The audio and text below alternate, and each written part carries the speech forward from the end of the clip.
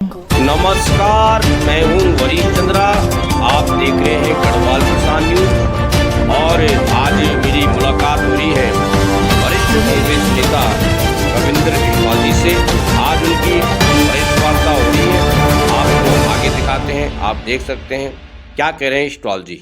देखिए, मैं पार्टी का एक सिपाही हूं और पार्टी के पूरी नीति रीति पे काम कर रहा हूं पिछले कई सालों से।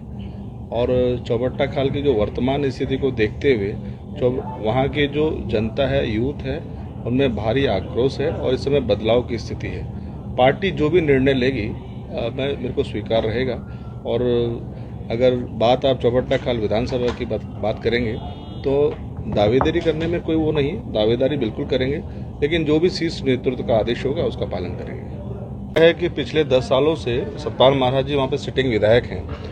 सबसे ज़्यादा जो घटनाएं हमारे यहाँ जंगली जानवरों की हुई हैं, ना ही उनके परिवारों की कोई सुध ली गई है और कई वायदे उन लोगों से किए गए थे, वो वायदे भी अभी तक पूरे नहीं हुए हैं। दूसरी तरफ सतपाल महाराज जी कुछ पर्यटन मंत्री हैं और PWD मिनिस्टर हैं, लेकिन सबसे ज़्यादा खस्ता हाल चौबट्टा खाल के हैं। आज भी अगर वहाँ देखेंगे कि सबसे ज़्यादा बुरा हाल वहाँ है। अधिकतर जितने भी ब्लैक लिस्टेड जितने भी ठेकेदार हैं, सबसे ज़्यादा चौबट्टा खाल में है। ये व्यवस्थाएं वहाँ हो रखी हैं। और दूसरी बात हम यहाँ कहना चाहते हैं कि चौबट्टा खाल में नशावृत्ति इतनी बढ़ गई है कि आज हमारे जो पहाड़ों के युवा हैं वो बड़े भावुक होते हैं।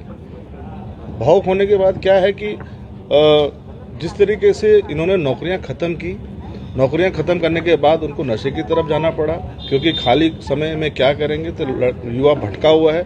आज परिस्थिति यह है कि पूरा चौबट्टा खाल का जो युवा है, ना उसको दिशा मिल पा रही है, ना उसकी दशा ठीक हो पा रही है। और कई युवाओं के साथ हो गए जिससे उनके घर भी नहीं बस रहे हैं, क्योंकि जब उनके नौकरियां नहीं लगेंगी, कोई आजीविका नहीं रहेगी तो उनकी शादियां भी कैसे होंगी।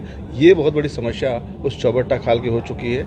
और जबकि हमारे वहाँ पे सिटिंग जो विधायक हैं उन पे कई मंत्रालय हैं, वहाँ पर्यटन की में बहुत सारे काम हो सकते थे, लेकिन कुछ काम नहीं हुए, जिससे कई युवाओं को रोजगार हो सकता था, लेकिन नहीं हुआ। दूसरी तरफ सड़क की जो स्थितियाँ हैं, सबसे ज़्यादा बुरा हाल जो है सड़कों का है। और मैं तो धन्यवाद करना चाहता हूं माननीय राहुल गांधी जी का, जिन्होंने कल युवाओं की गूंज के कार्यक्रम को बहुत सुंदर तरीके से युवाओं की भावनाओं को समझा।